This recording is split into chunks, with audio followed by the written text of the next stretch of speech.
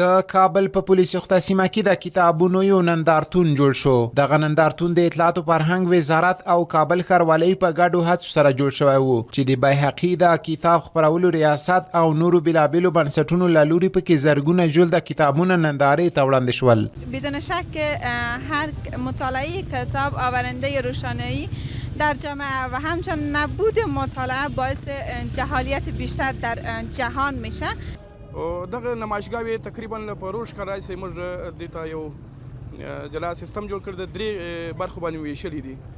یو نړیواله نمایشګاه ده چې نړیوال غواړو دلته راسي، له هغو سره په ګډه یو نمایشګاه جوړ کړو. یو ولایتي نمایشګاوې چې موږ په ولایتونو کې کوو، او یو ښاري نمایشګاوې دي مرکز په مرکز کې کوو. دا زموږ 14مه که 14مه نمایشګاه ده چې موږ دلته جوړ د کتابونو لپاره، تر څو زموږ ځوان نسل محصلین او طلبه کرام تشویق سي د کتاب مطالعې او د مطالعې ځواک پیدا کړي.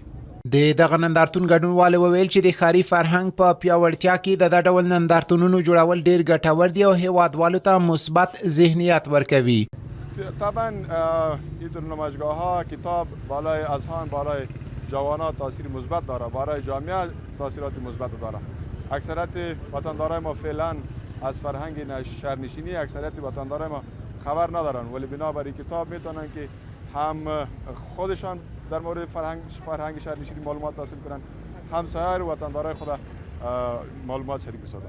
و امروز از طرف امارت اسلامی اینجا نمایشگاه کتاب برگزار میشه و مردم به طرف روشنایی سوق میتن. یکی از خوبی هایی هست که ما میتونیم از این تقدیر بکنیم. د یادونې وړ ده چې د پولیسو خطه په سیمه کې د پام وړ بدلونونه رامنځته شوي دي. دغه سیمه اوس د ځوانانو د بدمرغۍ کېدو ځای نه، بلکې هلته ځوانان مطالعه کوي، کتابونه لولي او د راتلونکي ژوند مثبت هیلې ورسره ژوندۍ کیږي.